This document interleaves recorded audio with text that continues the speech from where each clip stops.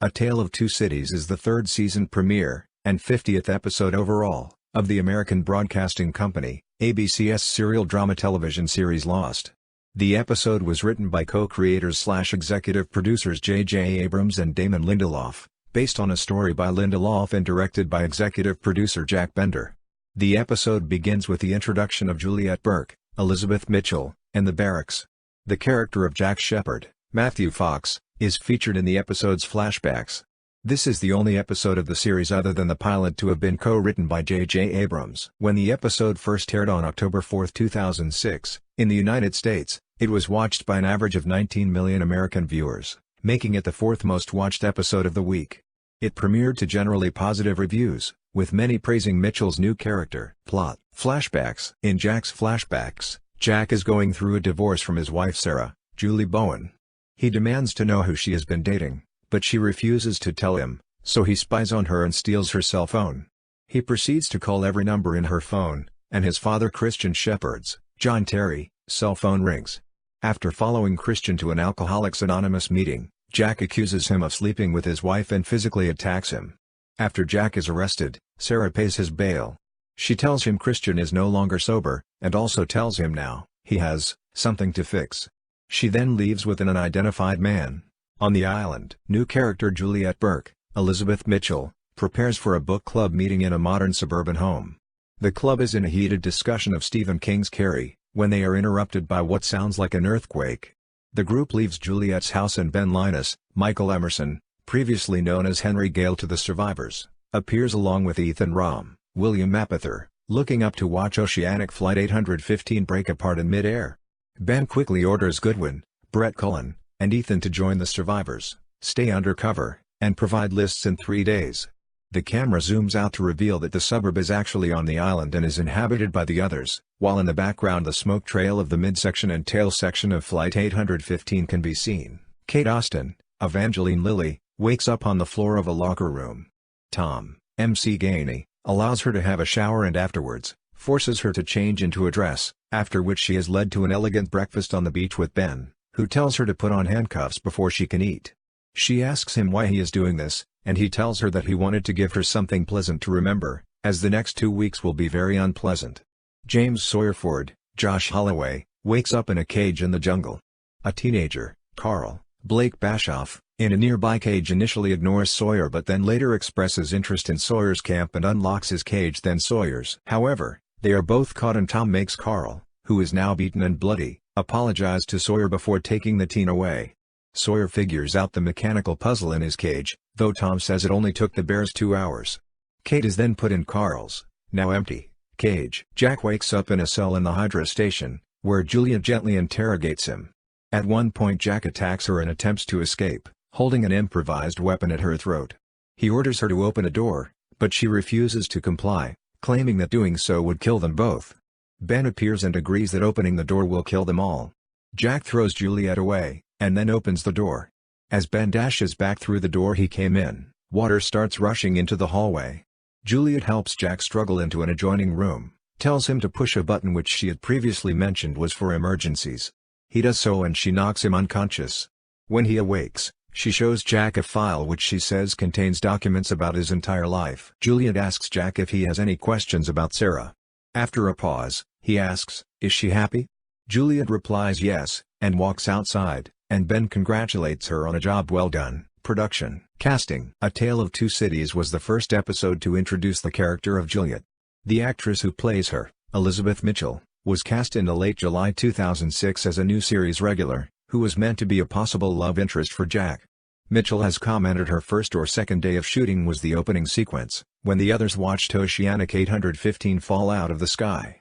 When she first met actor Matthew Fox they briefly introduced themselves, but most of their initial conversation was in regard to the script and their characters. Mitchell found this helpful while shooting the premiere scenes, since then they knew the other as their characters, and not as Matthew and Elizabeth. The scene in which Jack yells at Juliet, and she responds "No Jack, I think you're stubborn," was used as her audition scene. One of the others, Amelia, was played by the elderly Julie Adams, who was the protagonist in Creature from the Black Lagoon. Previous guest actors William Mapother, Julie Bowen, MC Gainey, Brett Cullen, and John Terry made brief appearances in the episode. The premiere marked the first appearances of recurring guest actors Blake Bashoff and Stephen Semel. In addition to Mitchell's new billing, only 4 other characters of star billing appeared in the episode. Michael Emerson, depicting Ben Linus, was promoted to a main character for the 3rd season. The other 3 were Matthew Fox playing Jack Shepherd, Evangeline Lilly as Kate Austen and Josh Holloway as Sawyer. Henry Ian Cusick was also promoted to a main character as Desmond Hume, along with new characters Nikki and Paolo, played by Keely Sanchez and Rodrigo Santoro respectively. Malcolm David Kelly, Walt Lloyd, Harold Perrineau, Michael Dawson, Michelle Rodriguez, Ana Lucia Cortez, and Cynthia Watros, Libby, were no longer credited as main characters after each of their characters were written out at the end of the previous season. Writing, co-creators and executive producers Damon Lindelof and J.J. Abrams wrote the premiere's teleplay based upon a story by Lindelof. The episode was Abrams' first lost writing credit since the pilot. They laid out the 3rd season with the idea of us versus them. Carlton Cuse, a showrunner, explained, "And who is us? And who is them? I mean, I think we all tend to objectify people who we don't know much about, and I think that's the audience's view of the others right now. They are bad, they are the malevolent force on the island. But over the course of the stories we're going to be telling this season on the show, we expect the audience's view of the others to change a lot." The opening sequence of the episode was meant to replicate the same idea of Season 2's premiere Man of Science, Man of Faith, where what seems to be a flashback is instead set on a new part of the island. Director Jack Bender questioned what Jack's goal was when he pulled on the chain, but Lindelof told him not to worry, because Fox will sell it, and he did. Lindelof described when Jack attacks his father at the AA meeting as pot committed. "It basically means you put so much money on the bluff, you can't fold your cards." The scene with Kate in a dress was inspired by Raiders of the Lost Ark, where Belloc gives a dress for Marion Ravenwood to wear, and was intended to make tomboyish Kate feel vulnerable. The title, inspired by Charles Dickens' eponymous novel, refers to the reveal of another city on the island with the place where the others live, in addition to the castaways' beach camp. The episode has only 3 characters of the 2nd season's main cast: Jack, Kate, and Sawyer. Lindelof later described this limited scope as a mistake. When the audience is away from the show for that long, they want to see everybody, causing the following season openers to have scenes with most of the main characters. In the episode, Tom tells Kate that she is not his type. This comment resulted in online discussion in regard to Tom's sexual orientation, and Lindelof and Cuse hinted that a lost character would later be outed. Gainey joked, "If Kate's not your type, you're gay," and began playing the character as such. After the broadcast of Meet Kevin Johnson, Lindelof and Cuse confirmed that the line from the 3rd season premiere is an allusion to Tom's sexuality, but felt that it needed to be explicitly confirmed in the show, although Lindelof noted that the confirmation scene in Meet Kevin Johnson was not subtle, to say the least.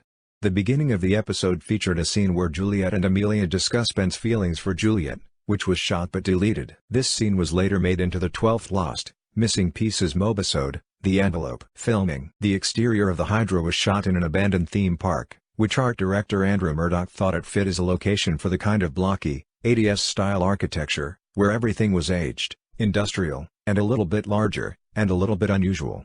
The opening sequence features Petula Clark's Downtown, a song that would later be used in another 3rd season episode featuring Juliet. Another song heard in the premiere, Moonlight Serenade by Glenn Miller, was first used in the Season 2 episode The Long Con. Lindelof has stated the songs they choose for Lost were often inspired from his childhood, when his mother would vacuum to music on Sundays. Reception. On its original broadcast in the United States on ABC, the premiere was watched by an estimated 18.82 million viewers, making it the most watched episode of the night and the 4th most watched of the week. A Tale of Two Cities had 4 million less viewers than the previous season premiere. In Canada, the episode was watched by 1.972 million viewers on CTV, easily winning its time slot. In the United Kingdom, A Tale of Two Cities was broadcast on November 22 along with follow-up The Glass Ballerina in Lost's first broadcast after changing to Sky One.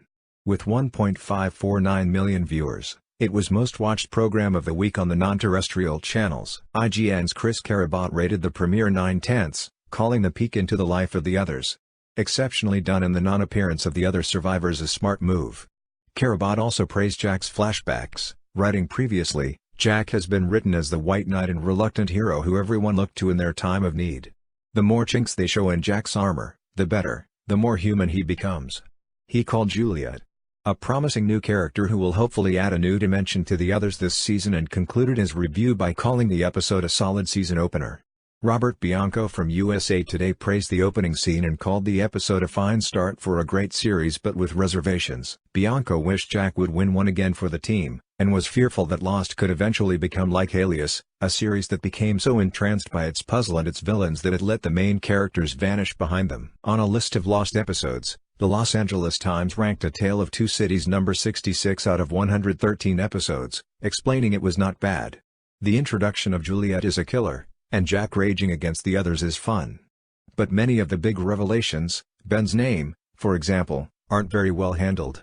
On a similar list, IGN ranked the episode at number 38, they called the opening one of the show's characteristic fake-outs, and Jack's flashbacks not nearly as interesting as his first encounters with Juliet. Matthew Fox submitted this episode for consideration for Outstanding Lead Actor in a Drama Series for the 59th Primetime Emmy Awards.